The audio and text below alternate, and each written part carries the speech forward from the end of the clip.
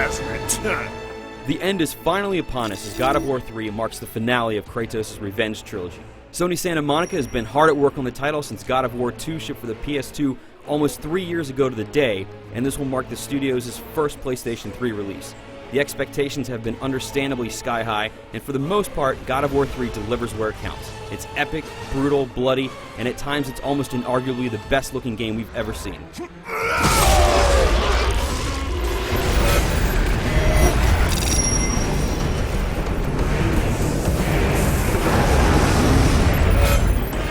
Right off the bat, let me say that God of War 3 looks flat out amazing most of the time.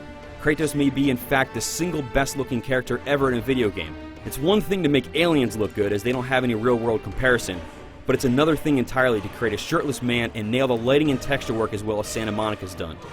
Some areas in the game look equally stunning, with stuff that looks like it could have been ripped straight from the Lord of the Rings trilogy. The game truly approaches film-like visuals in spots, and even after you've been playing for hours on end, you'll continue to be amazed at how good it can look.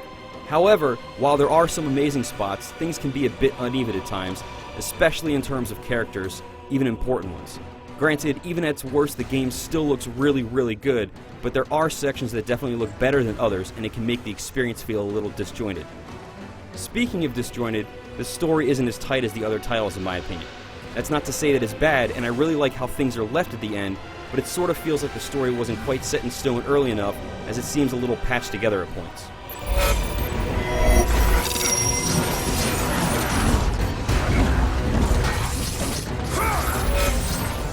If it ain't broke, don't fix it.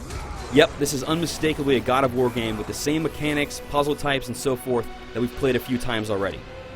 That's not a complaint by any stretch of the imagination, but don't expect a revolution in terms of gameplay in the franchise's jump to the PS3. What you can expect, however, are some of the biggest and most epic scenes you've ever seen in a video game. In expected God of War fashion, the game starts off in a huge way with you fighting on top of Gaia as she climbs Mount Olympus. The scale of this scene is nothing short of incredible, but it's not the last time you'll be blown away by the game's astounding scale. Likewise, you'll find some fantastic boss battles throughout the game. Many have more than one part, and while some aren't as great as others, there are still some seriously awesome and brutal fights in store for you that we won't spoil here. While I mentioned that the gameplay is largely the same, there have been some small but very welcome tweaks made to the combat. For one, you can now switch between weapons mid-combo by holding L1 and pressing X.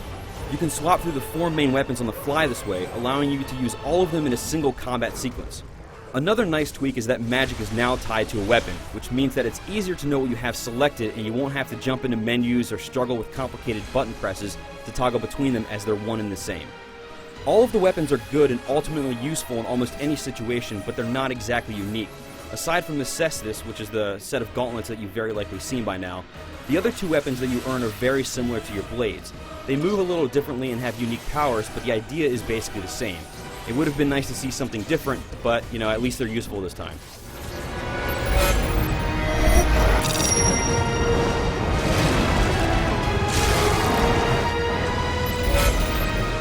God of War 3 is a fantastic action game that caps off Kratos' console trilogy very nicely. It's not perfect, feeling a little disjointed and uneven at times, but the overall experience is still stellar. You're probably already going to buy it anyway, but you'll be happy to know that your money will be very well spent. For the full written review, head on over to IGN.com.